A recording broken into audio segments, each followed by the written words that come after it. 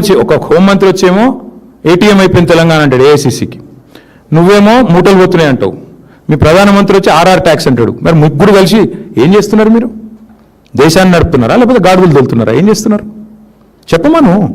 2.5 ఏళ్ళు అయింది ఈ రక్షణ మంత్రి సహాయ మంత్రి రేవంత్ రెడ్డికి సహాయం చేయడం తప్ప ఆయన ఇంతవరకు చేసింది ఏమైనా ఉందా ఈ రాష్ట్రానికి? ఒక్క పైసా పని ఎక్కనన్నా. మా వేములవాడ గుడి నిన్న అదేదో దివ్య భారత్ స్కీమ్లో అలా చేరనేలేదట. నీ పార్లమెంట్ పరిధిలో ఉండే గుడి సంగతి నీకు దిక్కులేదు, ఖయాల్ లేదు. ఎంతసేపు రేవంత్కు రక్షణ కవచంలాగా గోడగా నిలబడాలి. చెప్పు, చిత్తశుద్ధి ఉంటే బండి సంజయ్ని కిషన్ రెడ్డి నేను అంటున్నా చెయ్యి. అమృత్ స్కీమ్ మీద విచారణ చెయ్యి. ఎట్లా వస్తుందండి రేవంత్ రెడ్డి బామ్మర్దికి అమృత్ స్కీమ్లో వీళ్ళ పెద్దల పాత్ర లేనిది? ఎట్లా వస్తుంది? సింగరేణిలో ఈయన బామ్మర్ది చేస్తున్న కుంభకోణాలు మొత్తం మేము బయట పెట్టాం. ఎందుకు విచారణకు ఆదేశించారు బీజేపీ వాళ్ళు? ఎవరు కాపాడుతున్నాడు రేవంత్ రెడ్డిని? అంతెందుకండి వాళ్ళు నేను అంటున్నా, ఓటుకు నోటు కేసు ఉంది, రైట్? అజ్మల్ కసబ్ అనేటోడు తీవ్రవాది అనేది ఎంత స్పష్టంగా కెమెరాల్లో దొరికిండో, అజ్మల్ కసబ్ అనేటోడు తీవ్రవాది హంతకుడు అనేది ఎంత వాస్తవమో, రేవంత్ రెడ్డి దొంగ అనేది అంతే వాస్తవం. ఆయన కూడా కెమెరాల్లో దొరికిపోయాడు. కసబు కెమెరాల్లో దొరికిండు, రేవంత్ రెడ్డి కూడా కెమెరాల ముంగట్నే దొరికిండు. ఏమైంది మన కేసు? ఎందుకు పర్సూ చేయట్లేదు కేంద్ర ప్రభుత్వం? పర్సూ చేయాలి కదా. మీ సాలిసిటర్ జనరల్ ఏం చేస్తున్నాడు? అడిషనల్ సాలిసిటర్ జనరల్ ఏం చేస్తున్నాడు? ఏం జరుగుతుంది? ఎవరు కాపాడుతున్నారు? కనబట్లేదు అందరికీ? తెలుసు బ్రదర్, అక్కడ ఏం జరుగుతుందో కూడా తెలుసు. ఎన్ని రకాల మేనేజ్మెంట్లు నడుస్తున్నాయో మాకు కూడా తెలుసు. అన్నీ బయటకు వస్తాయి. టైం ఉంది అన్నిటికీ. ఎవరు కాపాడుతున్నారు? ఎన్డీఏ భాగస్వాములు ఎట్లా రేవంత్ రెడ్డికి అండగా రక్షణ కవచంలాగా నిలబడుతున్నారు? టైం వస్తుంది, అన్నిటికీ అన్ని బయటకు వస్తాయి. ఇప్పటికే తగలబెట్టిన కోట్ల రూపాయలు దండగా అంటే మళ్ళీ మీదికెళ్ళి సుప్రీంకోర్టు. ఇప్పుడు మీరు ఆలోచన చేయండి, ఆ ఘోష్ కమిషన్ రిపోర్ట్ 650 పేజీలో 900 పేజీలు వచ్చింది. అది ట్రాష్ అని చెప్పింది ఇవాళ హైకోర్టు. అదే వేస్ట్ రా నాయన అంటే మళ్ళీ సుప్రీంకోర్టుకు పోయి మళ్ళీ ఏదో చేస్తా. అసలు విషయం ఉంటే కదా ఏమైనా చేసేది. వాళ్ళకి ఇంకేం ఎజెండా ఉంటుంది బ్రదర్? నాకు అర్థం కాదు. ప్రజలకు పనికొచ్చే పనులు ఏమైనా చేస్తారా క్యాబినెట్లో? 2500 మహిళలకు ఎప్పుడు ఇస్తారు అని ఒక్క సన్న మంత్రి మాట్లాడిండి ఇప్పటివరకు? ఒక్క సన్న 100 రోజుల్లో ఇస్తామన్న గ్యారెంటీల సంగతి ఏమైందని చెప్పే ధైర్యం ఒక్క మంత్రికి ఉందా బయటకు వచ్చి మాట్లాడేది? ఆర్టీసీ కార్మికులు సమ్మె చేస్తున్నారు, వాళ్ళ గురించి మాట్లాడారా క్యాబినెట్లో? ఏది ఉండదు. ఇక ఆర్టీసీ కార్మికులను కేసీఆర్ గారు గవర్నమెంట్ ఉద్యోగులుగా గుర్తిస్తూ క్యాబినెట్ నిర్ణయం తీసుకొని ప్రకటించాం మేము. ఎందుకు అమలు చేయట్లేదు మరి మీరు? అపాయింటెడ్ డే డిక్లేర్ చేస్తే చాలు. వాళ్ళకి రావాల్సిన పీఆర్సీ, వాళ్ళకి రావాల్సిన డిఏలు, వాళ్ళకి రావాల్సిన బకాయిలు అన్నీ ఇస్తే చాలు. వాళ్ళు ఏం అడుగుతున్నారు? మీరు మేనిఫెస్టోలో పెట్టింది అడుగుతున్నారు. అదేం చర్చ చేయరా క్యాబినెట్లో? మేము వారికి కూడా మా నైతిక మద్దతు ప్రకటిస్తూ ఉన్నాం.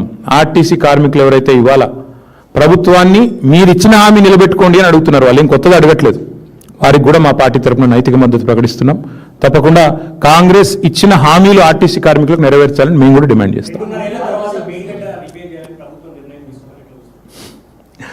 బుద్ధి వచ్చింది అనుకుంటున్నాం, ఏమనుకోవాలి బ్రదర్? నేను అది మేము మొదటి నుంచి చెప్తున్నాం కదా బ్రదర్, టైంపాస్ చేసింది చాలు, బుద్ధి తెచ్చుకొని రిపేర్ చేయండి అని చెప్పినాం.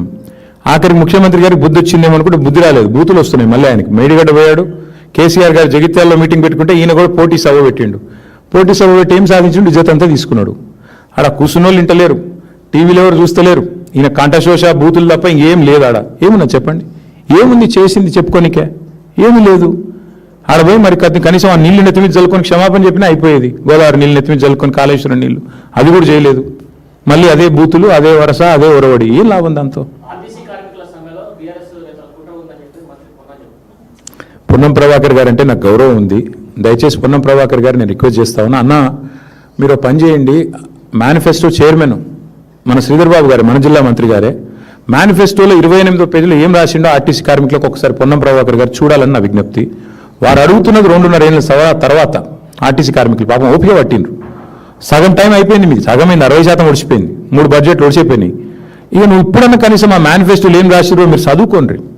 మీ శ్రీధర్ బాబు ఏం రాసిండో పొన్నం ప్రభాకర్ అన్న చదువుకోవాలి.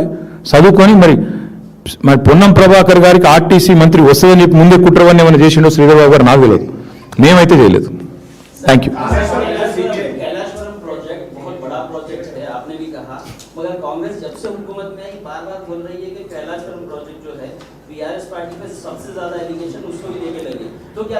भाई नहीं सुनिए, एक आदमी है, इसका नाम है राहुल गांधी।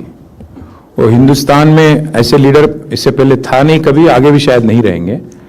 उस लीडर को इन्होंने गुमराह कर दिया, उनको बुला लिया एक बार, बोल दिया कि भाई इसमें 1 लाख करोड़ बह गया। वो आदमी कम से कम वो लीडर नहीं है, वो रीडर है, जो भी देते हैं वो पढ़ देते हैं बस। तो आदमी को समझना चाहिए, वो बहकावे में आके गुमराह अपने आप को जो सच निकालने की जो कोशिश करना चाहिए वो नहीं करे, और जो लोग जो भी इन्होंने बताया वो सब कुछ पढ़ के कुछ बोल के चले गए। उससे कांग्रेस के वर्करों को ये लगने लगा कि इसमें कुछ हुआ घोटाला। आज हाईकोर्ट ने साफ साफ कह दिया कोई कुछ नहीं हुआ, जो घोष कमीशन का रिपोर्ट था वो ट्रैश है, उसमें कुछ है ही नहीं। अब इसके बाद भी अगर कोई कुछ बोलता है तो मैं क्या बोलूं उसको यार। मैं बस इतना ही कहूंगा कांग्रेस पार्टी से कि आप 2.5 साल हो गया, आपका 50% तो टाइम हो गया। आपने जो वादा किए तेलंगाना जनता के साथ, आवाम के साथ, तो 420 वादा आपने जो किया उसकी अमलावरी पे कोशिश करिए कम से कम। अभी तो पहले एक इलेक्ट्रिसिटी पे कमीशन आपने डाला, वो नाकाम, फिर अभी ये आ गया, इसको भी हाईकोर्ट ने ठुकरा दिया। तो अब फिर बेकार की कोशिशें जो हैं